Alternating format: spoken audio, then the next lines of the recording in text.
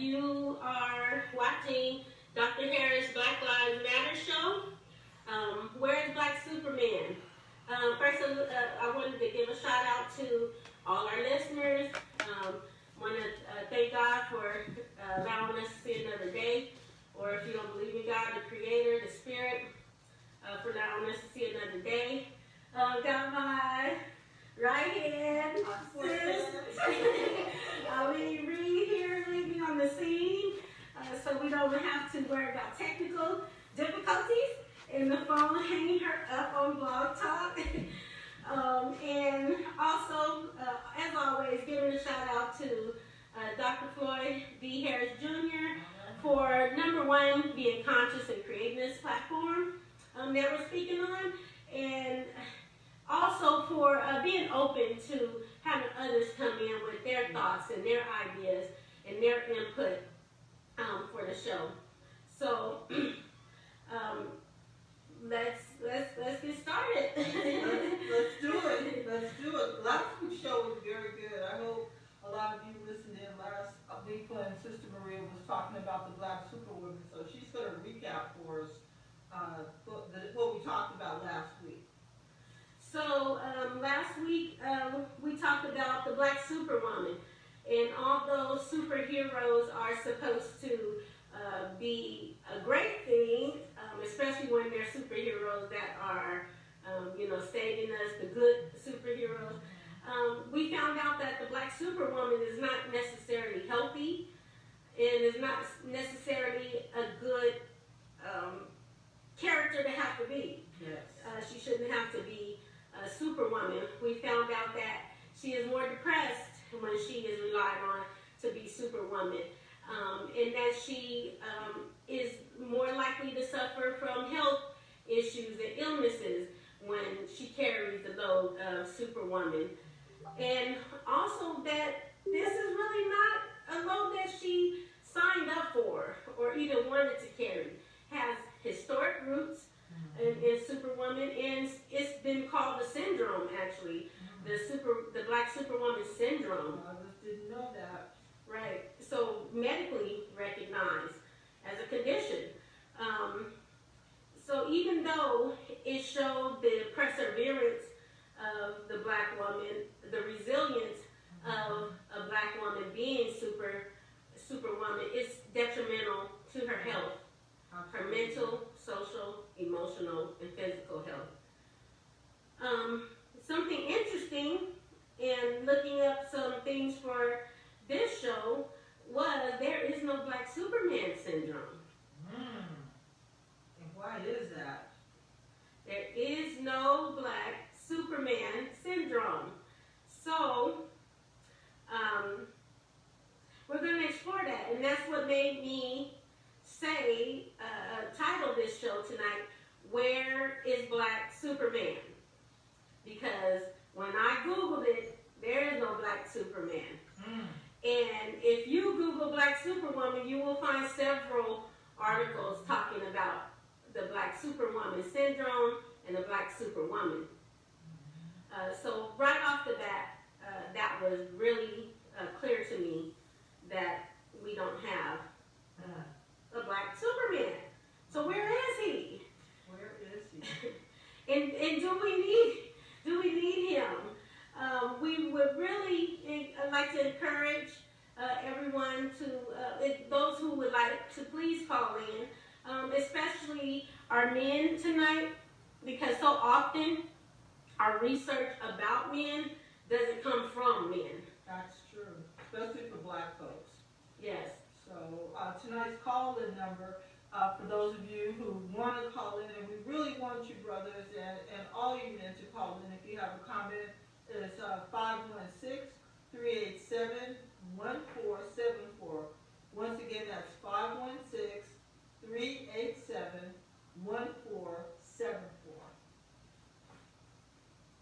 So, I mean, what were some of the things that just really stood out to you last week, for last week's show, before we dive into this week's?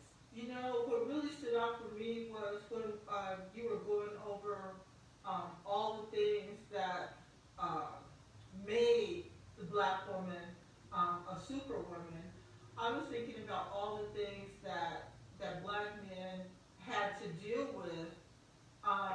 our society where he couldn't be there for her. Mhm. I was thinking, like the welfare system, the way that it was set up back in the old days, where the man of the house, the father or the husband, couldn't be in the same domicile with his family for them to be able to receive services. And I just think, that was a break in the black family system as well. So I was thinking about all the things that were challenging to him.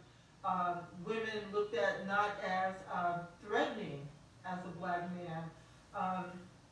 Him being able to get a job and to be able to hold on to it. And this is really close to me and my family because my dad was a construction worker, and a lot of times if it hadn't been for his union membership, he wouldn't have had a job. So it's very difficult, and black men have gone through so much, not to mention segregation, all the things that we've gone through, except the women went through it in heels. That's what I'm talking about. But those are the things that kind of stood out for me, like all the things that kept him from having to go that extra mile, not to mention the threat to his actual physical being in our society. Right, right. Yeah, so, we like to start at history. Mm-hmm. We do like to give factual Absolutely. information as well as, to me, our educated opinion. Yes. It's like an educated guess, an educated opinion. Yes. She's very good at this, y'all. Y'all who've been watching Maria know, Sister Maria know this. So let's start, at the root. Where are the strong black men, and does his active involvement make a difference? So historically, because our history does start before we got to these shores, y'all. right.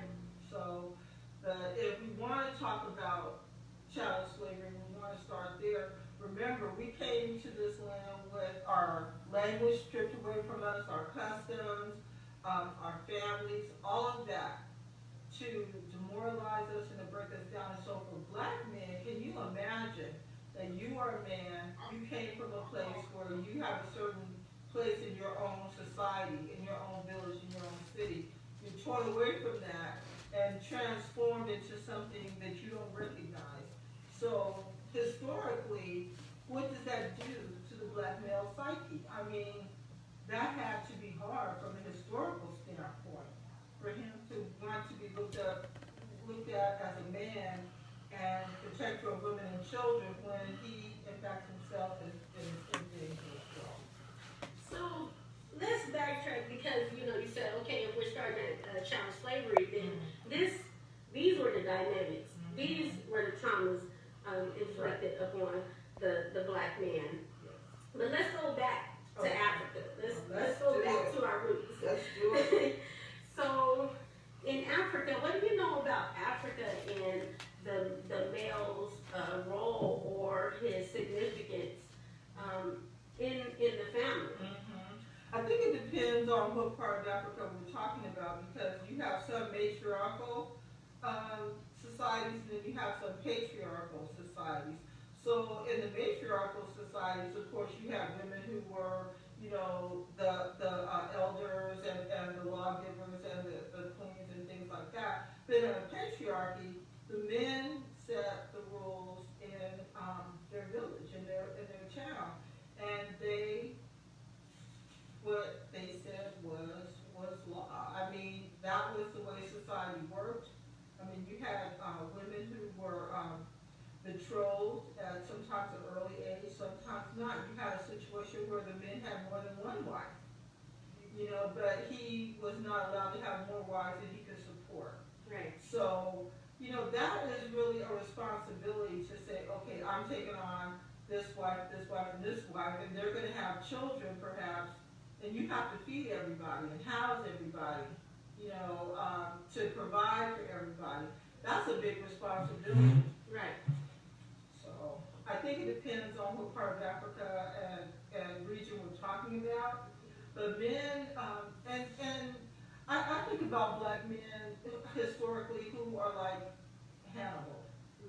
we know was a great general, who we know conquered, the Alps on elephants and did these wonderful things.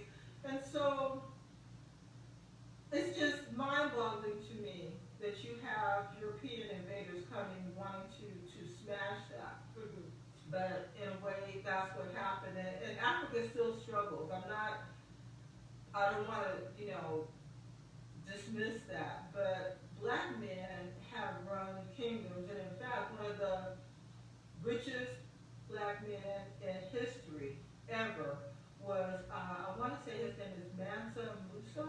Oh, yes. Mansa Musa. And he was a generous, kind man, as far as I remember my history, and richest black man in history. And he was always giving, very philanthropic, and things like that. But these are the things that we don't learn in school over here. We don't learn those things. So would you say that it's safe to say that that black men trace back to Africa from their roots, that they had dignity, that they had not only physical strength, but they were intelligent, they had compassion, and they knew how to lead. They knew how to lead. I mean, of course, they're human, they have their foibles, we all do. But black men as a group settled a whole continent, and they ran it, and I always think it's hilarious how, historians want to carve out, Northern Africa as, oh, this is the Middle East, and this is not part of Africa. No. That is part of Africa. Angola, Egypt, that's part of Africa. So, but no, I mean, this is where we come from. These are black men who ran civilizations. Timbuktu, the seat of all knowledge. Greek and Roman philosophers went to Timbuktu for their library and got educated there. They don't teach us that in school. So please, before we go on, we want to just give out the call-in number. You can call in to listen. You can call in to let us know your point of view. Or if you have a study or something factual that you come across that is not commonly known, please call us with that information. So again, our call-in number is area code 516-387-1474. 516-387-1474. So the black men didn't come into this. The black men didn't just all of a sudden wasn't reliable, Exactly. wasn't provider, wasn't able to offer security. Right. So that had to be a process. A process. To break those things down. Absolutely. And those of us who are old enough to remember the main series Roots, or they read Alex Haley's book Roots, you might remember his ancestor Kunta, who had to be hobbled by actually having his foot removed, because Kunta was like, this is not my scene, I am not a slave, you cannot own me. And he ran. He ran to be free. And so it took them to physically hobble him, to turn him into something else. And even then, they could not hobble his mind. And he said, I remember my name is Kunta Kinte. You call me Toby, but my name is Kunta. And so he passed that along to his family members. And that is what we have to do, I think, as black people. There are so many black men and women who find it easy to give up. But if we remember our roots and that we are mighty people and very resilient, giving up is not an option. We have to continue. And the fact that all we are here says that our people had to be a strong people in order to survive. So there was a method, because we know that slavery came down to just money and being able to make as much of it as you could and give as least as possible to the laborer. That's capitalism. So we know that's where it originated, but before they could conquer and control, they had to break down the psyche. Yes. You know, so taking the language, you can't use your language. You can't learn to read, you can't learn to write. We're going to keep you within a boundary, so you would be confused if you tried to escape. You're going to have to learn a whole terrain in order to navigate yourself to north or to any other place of escape. That's right. And so they started with the propaganda to demonize and create the image of a savage. Yes. For black men. Yes. For black people, but especially for black men. Because what we have to remember that European men were really small. They were like 5 foot something, you know. They weren't very big. It's the truth. It is the truth. It is the truth. We're talking this week. Just look it up. Don't take my word for it. But, you know, just in stature, you know, white men were often shorter, smaller men, and black men were, they were stronger physically, they were intelligent, they knew how to plant, grow, science, carpentry, doctors, healers. All of these things, they knew how to work wrought iron and, you know, groom animals and domesticate animals and all these things that the white slave owners needed, up to and including planting rice and corn and wheat and, you know, all tobacco, all these things that were needed. The black man came here knowing that. Yes. They came here knowing that. And so we don't get the credit for it, but the fact of the matter is that black people civilized Europe. They don't want to talk about that, but if not for the Moors, you know, a lot of European countries pre-Renaissance would have been living in houses with their animals. Yeah. And so, not babies. Not babies. And let's be clear about that. This is a historical fact. We're talking about spreading a virus. That's right. That's right. So that came with the Moors, and we all know that Moors are black people. So. So they had a strategy. They had a plan to break the black spirit, and especially targeting the black man. Yes. Because that's how you procreate. You gotta have a male species to do that. Yeah. So we know a lot of the horrors. We know that not only were they demonized and turned into this image of this is the savage, be scared, they're not human. The Constitution actually, you know, said we were only 3/5 of a human, and that's still making us property, you know.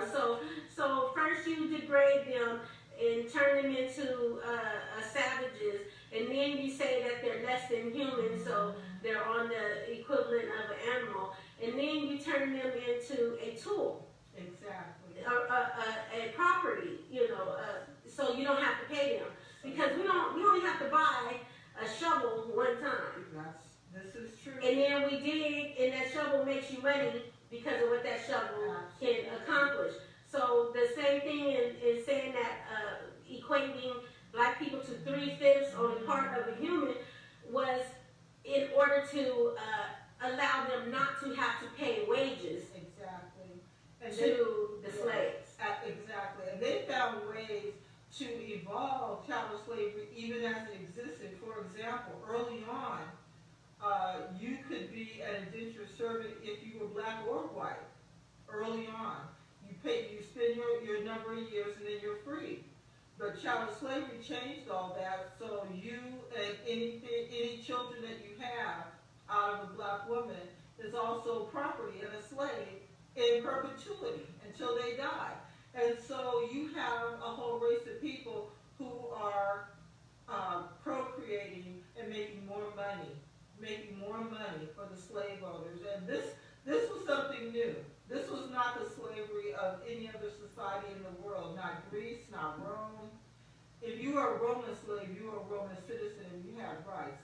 That did not happen in America. Yes. That was different. So if you take away a man, any person, but we're focusing on the black man tonight, because this is, I remind every show, this is the Dr. Harris Black Lives Matter show, and while we know this can be stretched to other men of color. It is intentional that we need to focus on the issues affecting Black people in order for us to start healing and having the kind of dialogue that we need to have to move to a higher level with each other. That's right. So they took away his respectable identity. They took away his ability to make money, which took away the ability to take care of the family. And then, to make matters worse, and this is something that I don't think we talk about often, we're always talking about the white man raping Black women. But rape was used on the Black man as a way to break him. Yes. And, I hear, I work with young adults, and I love the community youth. I know that we got some things we got to work on, but I have hope in them, and I know they can do it if we could change things around and give them something to hope for. But, so we have this pants sagging thing that is always going on, and I hear so many people who I know mean well, and they say, do you know that originated from prison? Well, actually it goes further back. It was used to break the spirit of the Black man. It was used to satisfy the sadistic sexual cravings of white men, and probably even some white women. And so so they were raped, and once they were raped, they had to wear their pants below, a little below their buttocks, to show that they had been broken in and was good for sexual abuse by another slave owner. And the ironic part about that, Sister Maria, too, is the narrative that was propagated by white slave owners, that the Black man was not just a savage, but a sexual deviant that was always after white women. That was their thing. And so white womanhood was put up on a pedestal, and Black men were, you have to be careful, they're always after you. And that whole forbidden fruit narrative started. And some of you may remember from the old days, the first movie that became popular, G.W. Griffith's Birth of a Nation. And there's a scene in that movie where a white man in blackface was after this white woman, and to save herself and her purity, she throws herself off a cliff rather than being ravaged by this Black subhuman. I mean, think about this. They had to create a whole narrative about Black men to create the fear that still exists today. And so many of us know what that fear is when you have a Black man coming one way up the street and a white woman coming the other, and she's clutching her purse. Yes. Why? Yes. Why? Narratives are powerful. Yes, they and are. They definitely crafted with evilness and greed. Yes.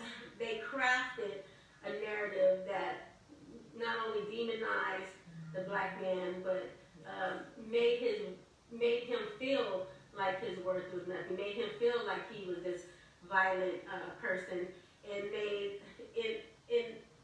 inevitably those factors help create the Black superwoman. Absolutely. Absolutely. That's an excellent point that the sister's making, because you have to have two people in a relationship, a mom and a dad, to start the cornerstone of the family. It takes two. And the sister only picked up extra baggage and weight because she had to. Not because she wanted to necessarily, but because she had to. And so it's a miracle any of us are still here. I say that all the time, but I sincerely mean it. So I take my hats off to all of you brothers out there, all of you fathers and grandfathers and uncles, all of you male role models for little kids in the neighborhood, because, brother, they weren't expecting you to make it. Right. And that's funny, because it talks to the resilience, and we talked about the resilience of the Black woman, and how basically, because of how the Black man was basically dismantled, his image, his character, his soul, his spirit was dismantled, she in to be a healer. Yes. And the glue. And the glue, and from what we read last week, she was the anchor and often had to care for, and often still has to care for the man, Right. almost like he is her child. Exactly. And that's an awkward position, I would imagine, emotionally and psychologically for a woman. I mean, you care for children, you don't sleep with children, so, you know. Right, right. That's, So now we have what we know is an absence of a black father, a black man in relationships and in the home. And that also, the black man not being in the home also was a process. it most definitely, and I know you, Sister Maria, so I know you're going to get to the part where we talk about the prison system and how this is like the new chattel slavery, because black people make up, what, 12-13% of the population in the United States, but we make up, I'm not sure, I know it's more than 30% of the prison population in this country. It's probably more like 40%. And so how is that possible? It's possible because we have an unjust criminal justice system. Right. It is not geared towards black people. In fact, this entire Constitution wasn't geared towards us. But so you factor in poverty, you factor in poor schools, you factor in public defenders who, you know, are overworked and underpaid and inexperienced. And then you factor in judges who just sometimes don't give a damn. I'm just going to be honest. And so you have a huge amount of black men going to jail that really should not be there. You know, for minor offenses, you know, what a black man would get as opposed to a white man under the same circumstances, no. The brother's going to jail. And, you know, it's ironic because despite the atrocities of slavery and despite what the black man had to physically endure, and also black women, but he was basically weakened in front of the black woman. Yes.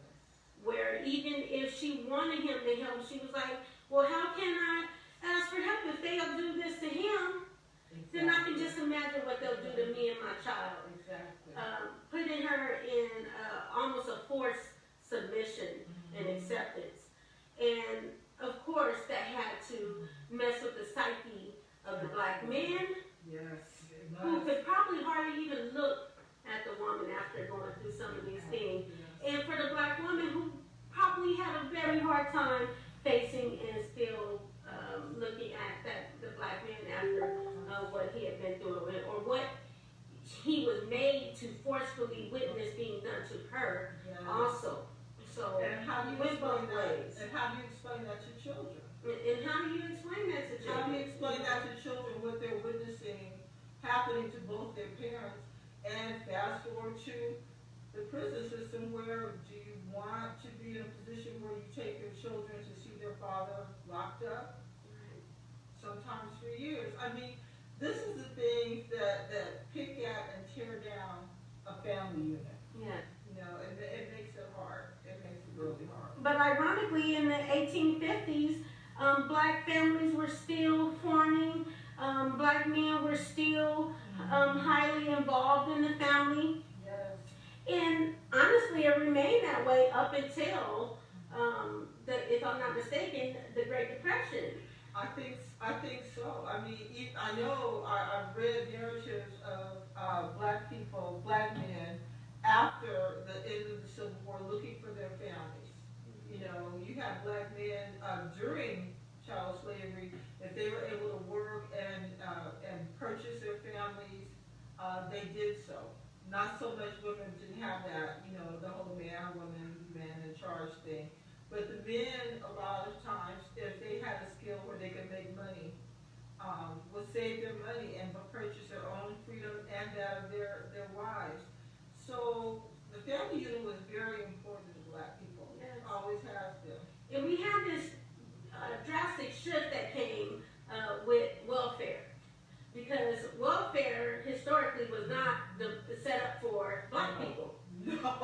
we didn't even qualify No. for welfare because we were black. It was set up for white people who were struggling, who couldn't get employment, and so forth and so on. And once they extended that to where black people were able to get welfare, the man, they had to hide that man. They had to hide him.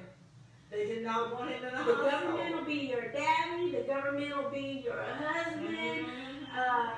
The government will take care of you as long as you hide that black man. You do what we say, and oh yeah, and by the way, where'd you get that new rug? Where'd you get that new toaster? Where'd you get that new coat? You know, we want to know everything about your life, and we want to control it. You don't need a man. We're gonna do. You don't need a man. That was a recurring theme, and it still is recurring. You don't need a man. You don't need a man. Well, honestly, we were put on this earth to meet each other. Yes, absolutely. And to look out for one another. Absolutely. Sometimes it's not a matter of meeting, it's a matter of looking out for one another and taking care of one another. And that is so important. So don't believe the hype that black families don't exist or are dysfunctional. No, that's not historically correct. So, you know, our government interfered. They said, okay, well, he can't be in the home. So if the worker was coming by, that man had to get up his duffel bag or whatever he had his belongings in. You know, maybe he had a relative's house he could go to, or maybe he went to another girlfriend's house and could be there until things were all clear at the house that he may have had children in, and which led to, honestly, black men having children by multiple women. Yes, and that's a big factor. I mean, I'm trying to remember. I can't remember what year the Moynihan report came out where he talked about the dysfunctional black family, instead of looking at the resilience of the black family. So he was not a fan, but he didn't need to be because we are counting on each other. You know, so many times I hear Reverend Harris say, you know, do for self or be a slave. Well, we've been doing that to survive for a long time, and he knows that, as we all know it. So the fact that the black family has survived and black love has survived is a miracle in itself because we've had a lot of obstacles.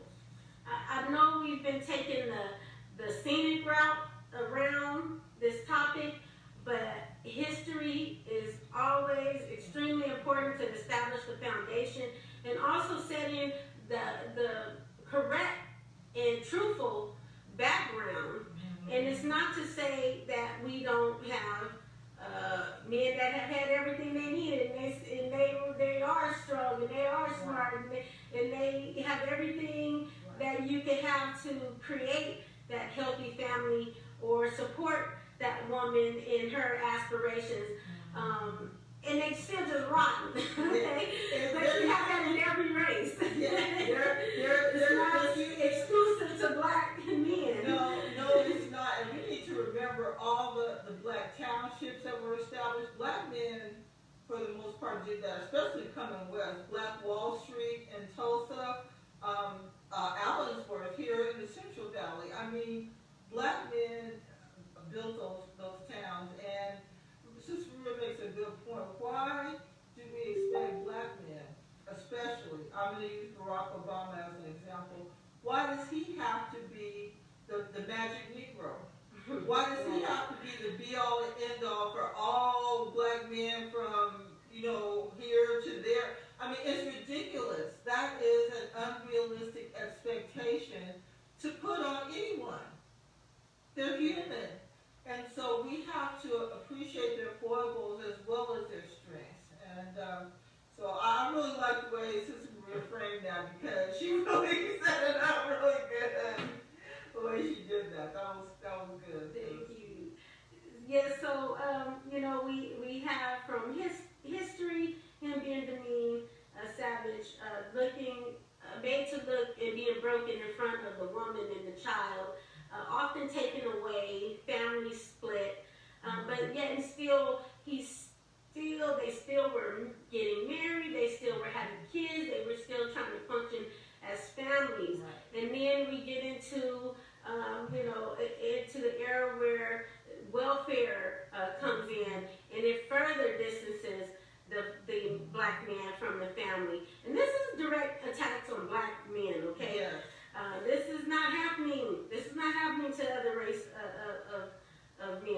men or European men.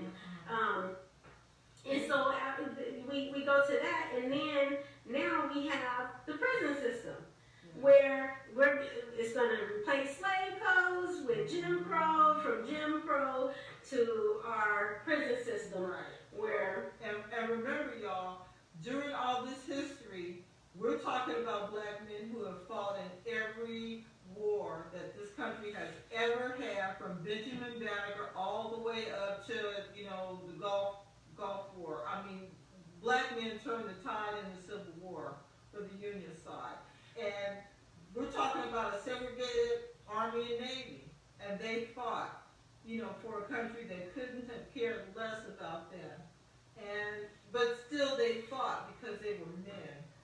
They were men. They were strong black men, and they did their duty to their country. And this is a country that continues to this day to disrespect them.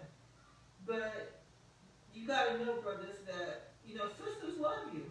We love you, and we always have. So Maria when she talks about the prison system, I think about people in my family who have gone. Friends I went to school with that have gone, and there, but for the grace of God, it could be me, because sisters are a growing population, and we're talking about nonviolent crime. Sometimes they're in something with their man, and suddenly they're sucked into the system as well. Their kids are gone, their jobs are gone, and so this is an attack on the black family, the way this prison system is set up. And this is just a question that I have is, if the white European man, slave owner, politician, if they were the ones that were inflicting the violence and the sadistic practices on the man, how did the white man become respected and the black man become disrespected? Exactly. Money and power. Because if it had not been, well, number one, going all the way back to Africa, the Europeans had the firepower. Because if they didn't, there was no way they would have been able to do as much as they did. To conquer. And they did the same thing to the Native Americans, because remember our history, they tried to make chattel slaves out of Native Americans, and it just did not take. They didn't have the physical attributes to do that. So they had to go find another labor source. But that's an interesting question that you posed about the ethical, moral setup, where these men who are really tyrants and demons who are in charge are looked up to, because that's their society, and the black man and black woman are down here and have been made to be subhuman. It's a historical quandary, and I talked to some historians who want to even change the narrative. They don't want to talk about slaves anymore. They want to talk about workers or laborers. And when they say that to me, I'm like, no. No, you're not going to talk about we ain't going to try to sanitize it. No, they were slaves, okay? They were slaves. So, in order for them to attack the family unit and pull and forcefully break and take away the black man out the family, then they knew that the unity between the black woman, the black man, and the black family was powerful. Yes, and they had to break that down. You only break and try to control something that you feel, if you don't break it and you don't control it, it will overpower you. It will overpower you. And that is the thing. They had to use every means that they could to control the lives of black people. That includes their Bible teachings. That included, the lack of education for black people. Even food was used as a weapon. That they would withhold that, or only give you, the offal from the animals. They would only give you the parts that they did not want. And then, they set up this whole Willie Lynch system between the house Negroes and the field Negroes. I mean, it's insidious, this peculiar institution, as it's called, and how much time and effort, because people forget, in order to have a slave, you gotta have a slave master. And how free is that slave master really, if he has to control somebody else? The white folks weren't thinking about that. They were thinking about the money, and Sister Maria outlined that beautifully. This is about making money and having control. And it still is about that in many, many ways. Because think about what we're going through right now, folks. We're in the middle of a pandemic. Some people are getting rich. They are getting money from the government right now. And some people have not even gotten their stimulus checks. Right. So what's up with that? You got people like Jeff Bezos who doesn't pay any tax at all, but schmucks like me and a lot of you better pay their taxes or they coming after you. Right. So, so we're saying all this to say that this attack on the black family and the removal of the black man has been crucial to America. Crucial to America. And them getting to where they are. This country was built on the backs of black people. Let me say that again. This country was built on the backs of black people. Never forget that. Yes. And we held the door open for people who came after us. We were the canaries in the coal mine. So when Maria lays out the fact that this is Dr. Harris's Black Lives Matter show, and we're talking specifically about black people, it's not that we don't care about other people, but we gotta focus on ourselves right now. So, you know, if they wanted to weaken and control, then taking the black man out was genius. Because, and I just want to give you just a short background. You know, I was asked to be a supervisor over a fatherhood program. I had to go through healthy relationship courses. I had to go through the fatherhood curriculum training.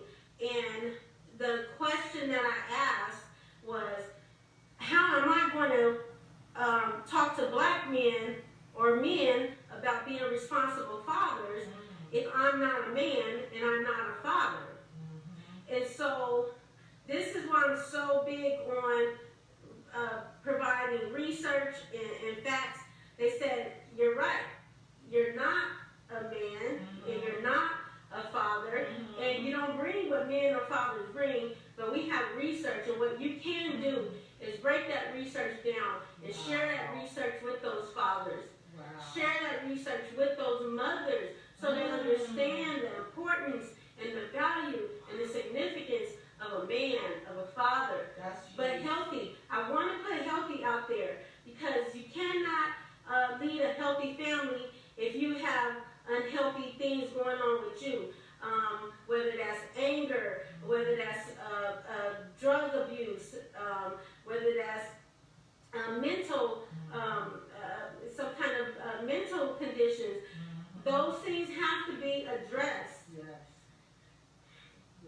And the person themselves have to have at least some semblance of health and being able to cope and work through challenges and situations without resorting to violence or resorting to unsafe means.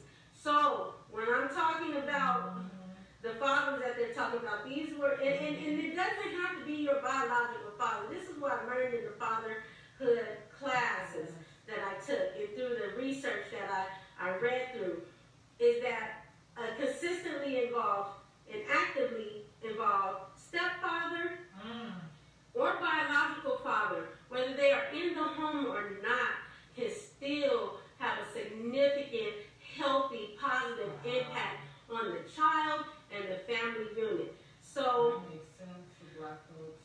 one of the sources, resources that we used to gather information was the National Fatherhood Initiative. So please, if we have our men, our fathers listening out there, and even our moms, learning about the significance and the value and importance of a father being actively involved in a child's life, it helped me respect the role that a father and a man plays in both So from the National Fatherhood Initiative, I just put up a link, and I'm just going to read some facts. These are fatherhood facts. Not my guess, is not my opinion, and this just really goes to why they attack the man, because this is how significant the man is in the family. The father absence crisis in America. There is a crisis in America. According to the U.S. Census Bureau, 19.7 million children, more than 1 in 4, live without a father in the home. Consequently, there is a father factor. Now, we might not have a black Superman, but there is a father factor in nearly all of societal ills facing America today. So this research is saying that the father and him and how he factors into the family, or doesn't factor into the family, can be traced to just about every type of societal ill. That's huge. Yes, facing America today. Research shows when a child is raised in a father-absent home, he or she is affected in the following ways. As far as poverty, without a father in the home, they are four times at greater risk of growing up in poverty. They are 7 times more likely to become a pregnant teen or a teen parent. This is with the absence of a father, when the father is not actively involved. Behavior problems. More likely to have behavioral problems. Child abuse. More likely when the father or that healthy father figure is not in the home or not actively involved with the children, child abuse occurs. They are more likely to face abuse and neglect. And I think it's on both. It could be on the mother who may be carrying extra, and it could be Tyrone coming through.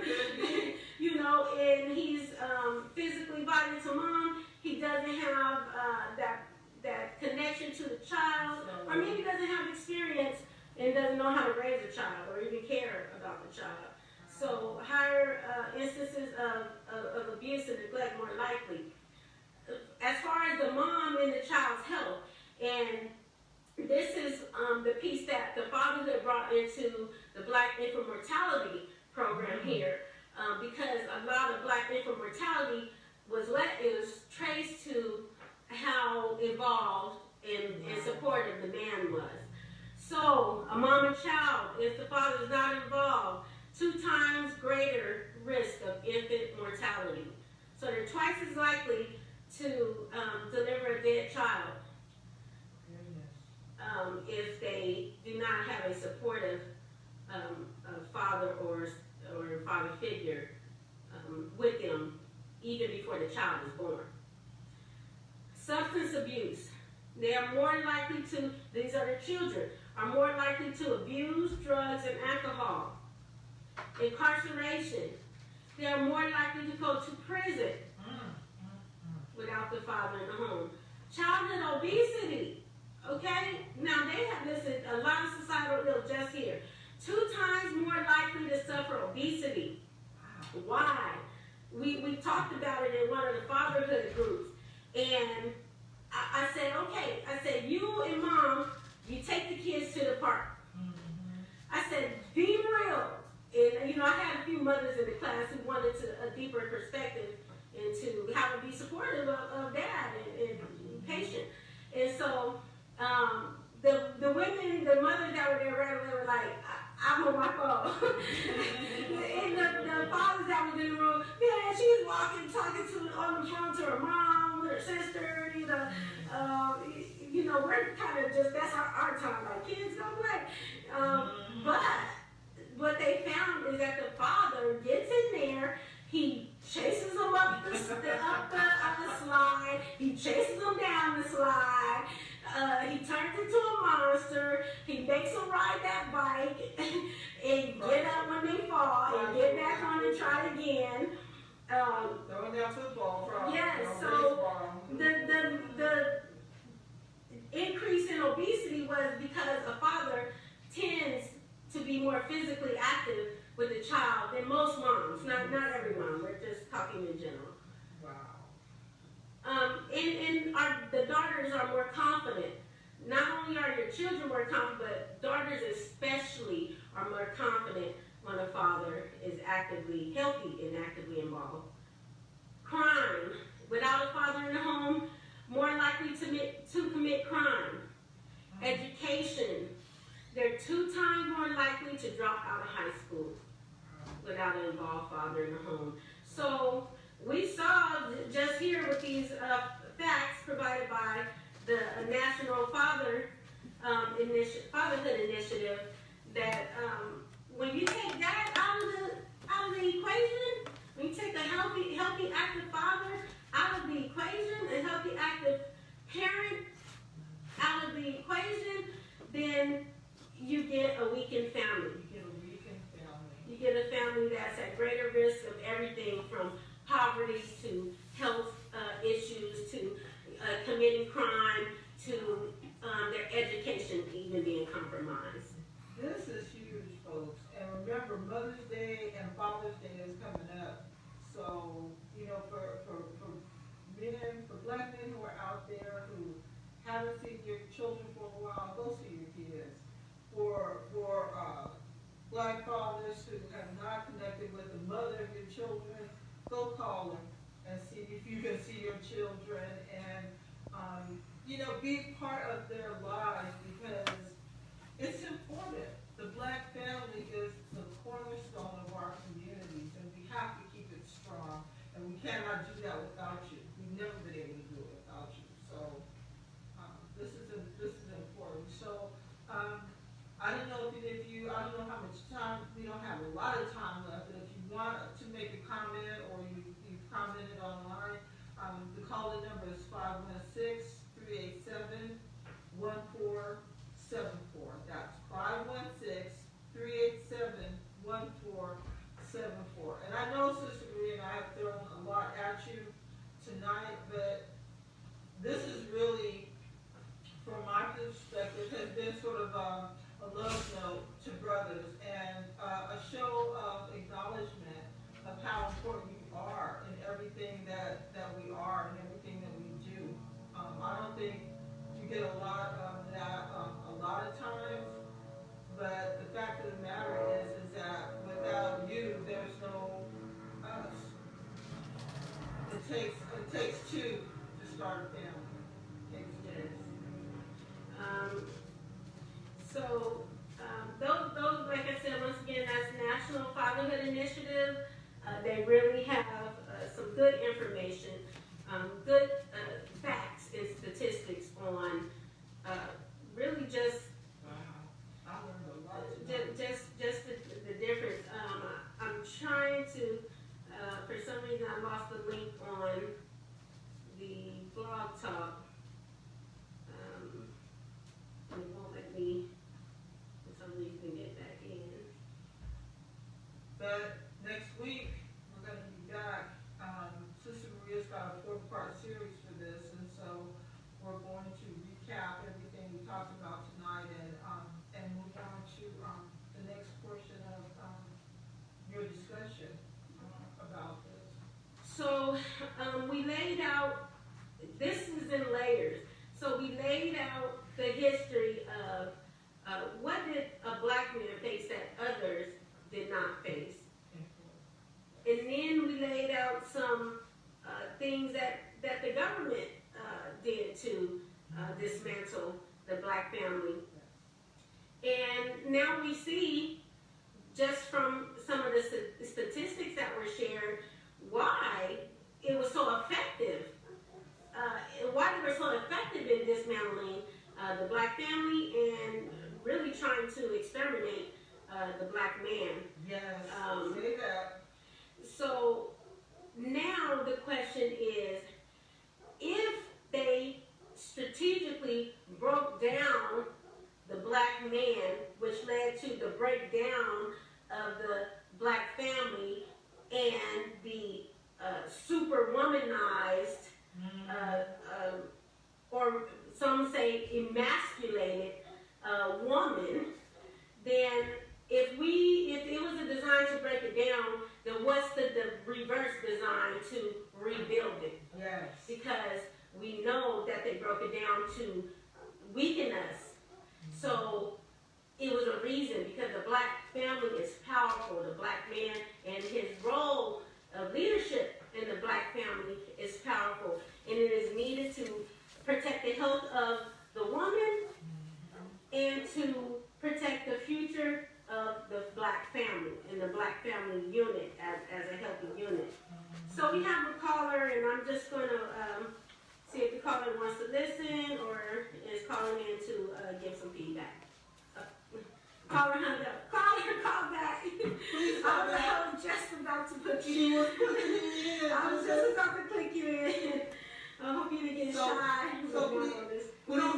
Please call back up. The call-in number is 516-387-1474. That's 516-387-1474.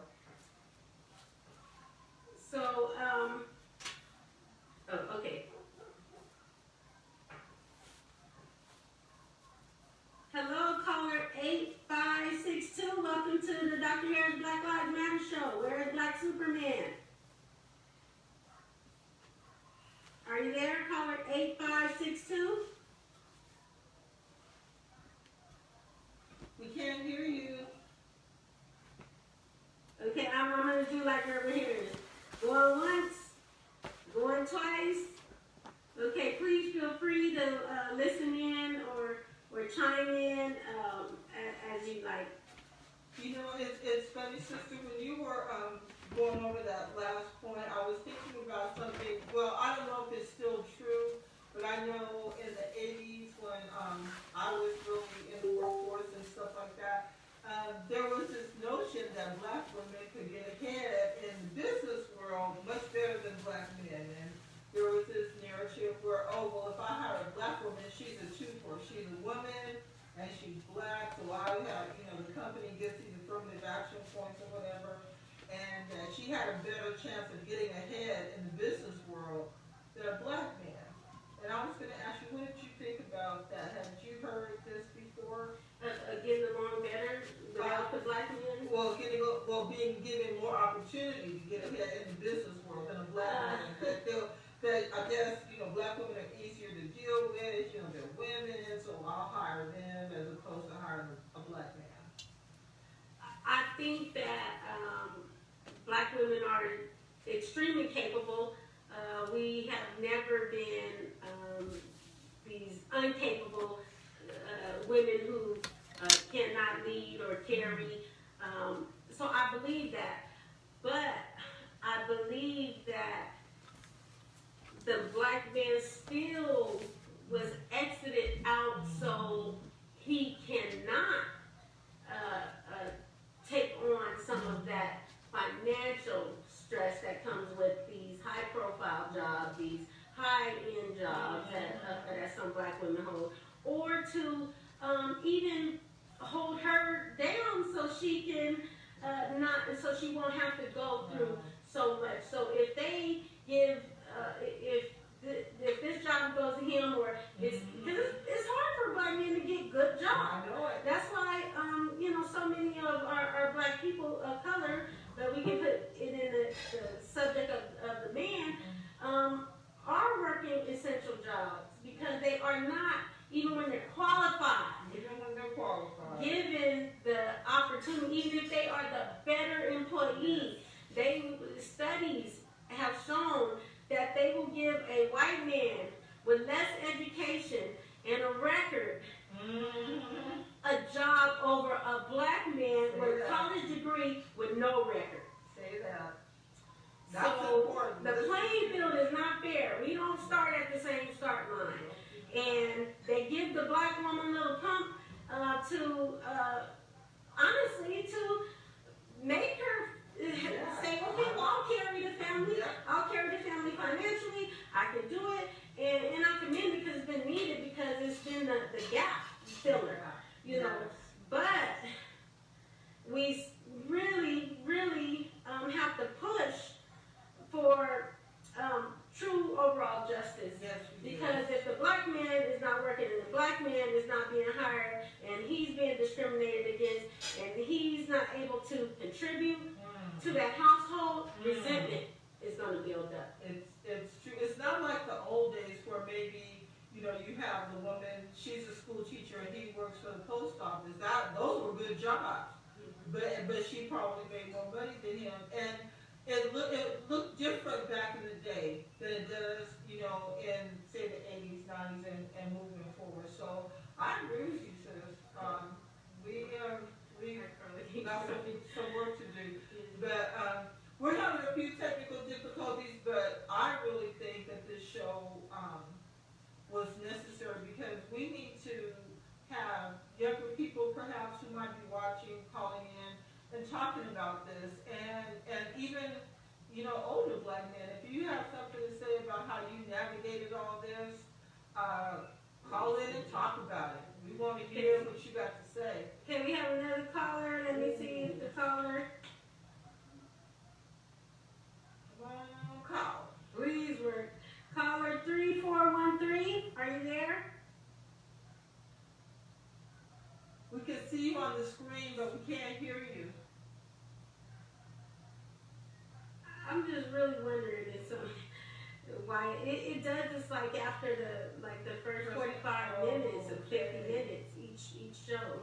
Maybe we're gonna have to ask people to call in a little bit earlier, but this is one of those things that we really want to get your feedback and hear your comments. So, you know, if you're typing in something, because I know that's happened to me when I've been on the telephone side of this, you know, type it in and we'll see if we can address what you're asking, like next week when we do the show, because we don't want to lose any viewers or listeners. And so, and this is very important because we're talking about all of our futures. I'm an old head now, so I'm getting at the end of my journey, but I'm a family member, and I want to be a member of a strong black family, which I am, and I'm grateful for, but it ain't easy. Nothing, you know, my grandma used to say, if it ain't no trouble to you, it ain't no good for you. So that means we got to work to make things good. We got to work to make things good. Caller 3413, are you able to hear us? I tried to put something different to see if it would work, but it's not working. It's not, and we apologize, but you know, I'm new to this. Sister Maria has more experience than I do, but we're going to be getting better. And these are discussions that we're going to be having in the future about the black experience, not just in America, but in the Africa diaspora. So we're hoping that you're going to continue to listen and to call in, and we're going to get better, and we want you to be better right along with us. So where we're getting that to, we're getting toward the end of our show, but what we're getting to is how do we reverse what history has already put into place and has had a few centuries head start on us. A few centuries. You know, it's funny that you frame it that way, Sister Maria, because right before the show started, I was sharing with you something that I remember from Brother Kahene Sawalzi talking about at some functions last year. And he was saying, make a strong black family, black men, marry your black women. You know, be there for your black children. And he said this at several different occasions, and I'm thinking, you know, why? And now, you know, it started to sink in, and with this show, it helped me better understand and appreciate what the brother was saying. So how do we reverse that? Do we go into it being mindful that, you know, we need to love one another? People say that like it's a given, but it's not. We learn this in school and in church. But that practice of actually doing it, and what does a healthy relationship look like even? What does black love look like? These are important questions. These are important questions. Yeah. So we identified that the first thing that happened was, okay,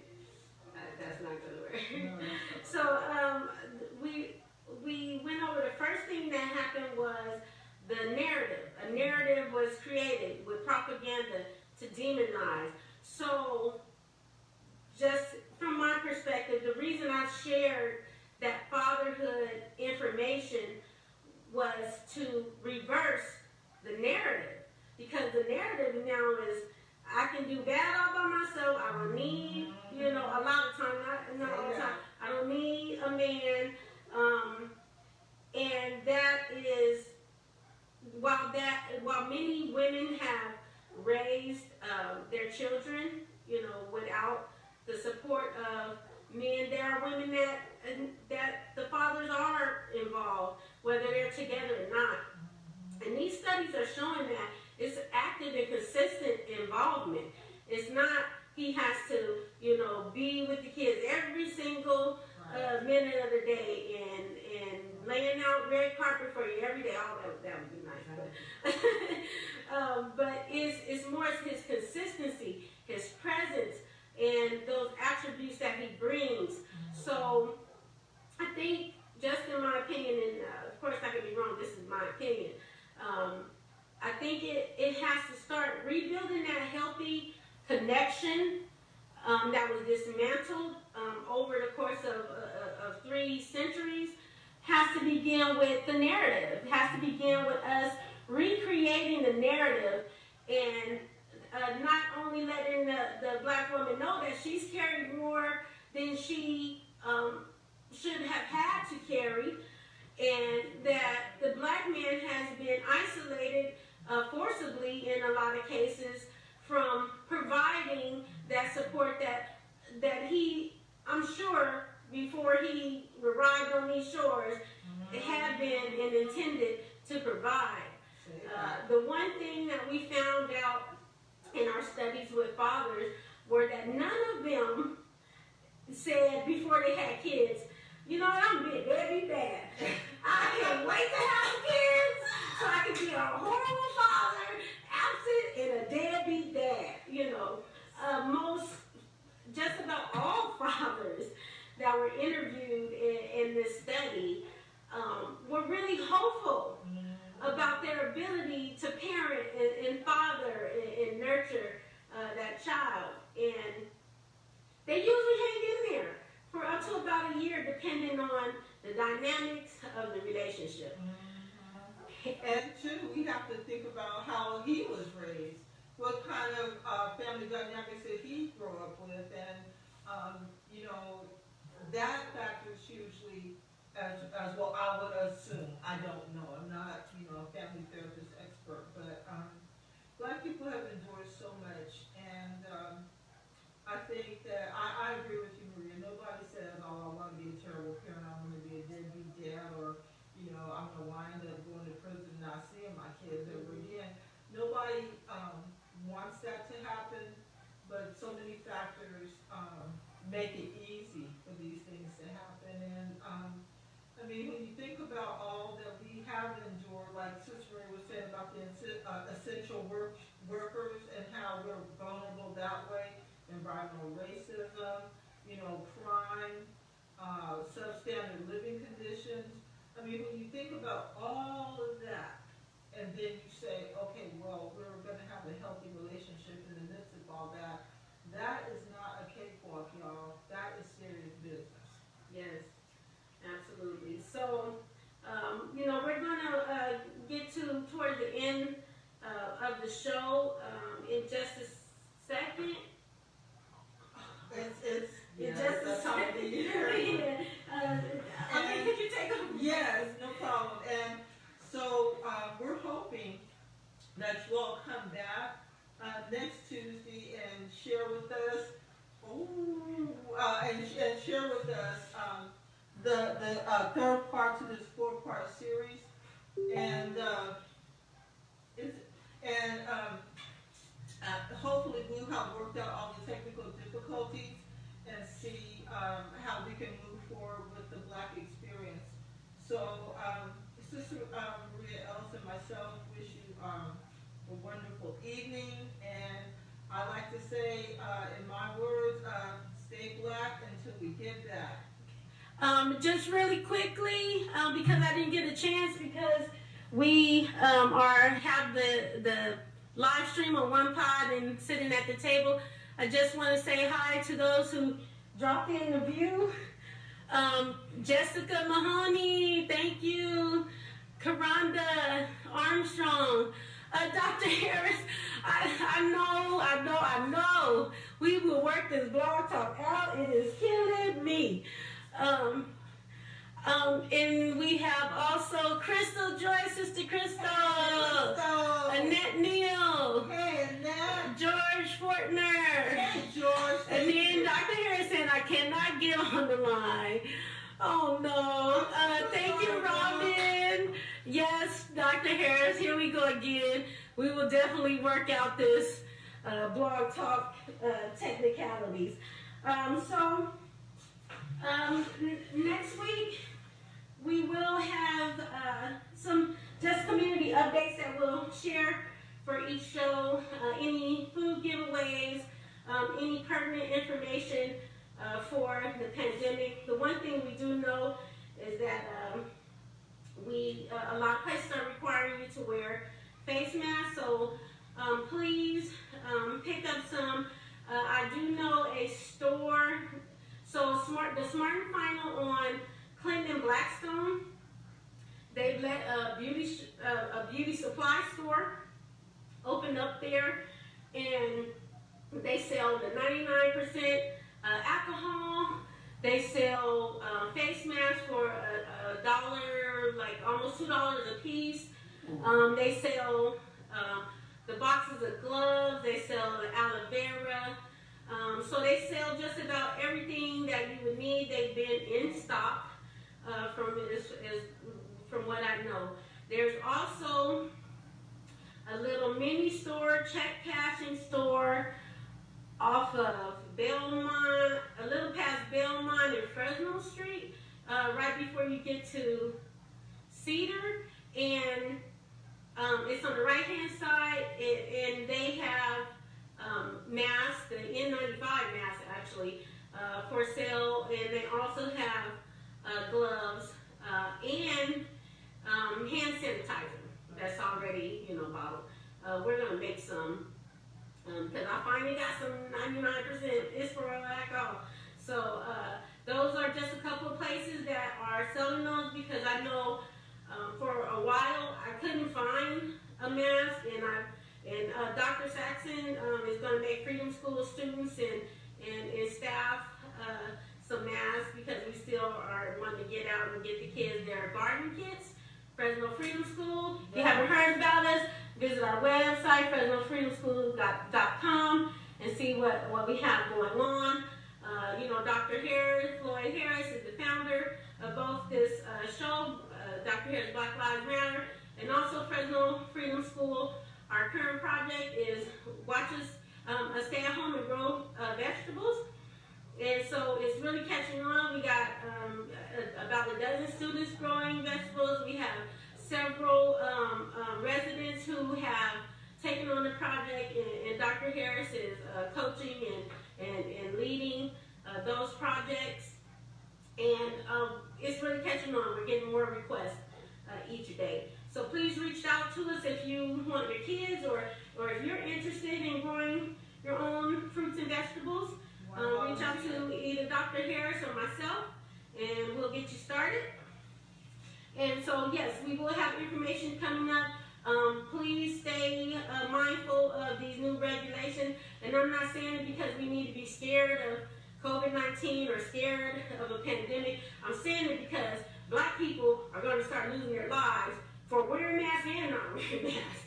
So it's almost like we need to have a new Know Your Rights. Yes. About wearing masks, because we've had a Black brother killed for requiring someone to come in and wear a mask, and they got upset about it. And we've had Black men assaulted and discriminated against because they were wearing a mask. Not to mention that this COVID-19 is killing Black people disproportionately, numerically. More of us are dying from this. Yes. So please stay current on laws, and I don't know, we probably don't have to have a stand 6 feet back, hands up, don't assault me for wearing a mask. are not trying to rob you. Like, it's ridiculous, but let's still stay mindful, because not only is COVID affecting us disproportionately, but now we're seeing a wave of discrimination directly stemming from the requirement to wear the mask. Funny how the haters always have an excuse and a reason to exercise their hate and lash out. Yes. Tune in. We will be having another show this week. I won't be hosting it. It'll be our Black Lives, Dr. Harris Black Lives Matters founder, Dr. Floyd Harris, who will be bringing something later this week. He'll put it out there. Once again, I want to thank all our listeners. I want to thank Sister Aline. I really love this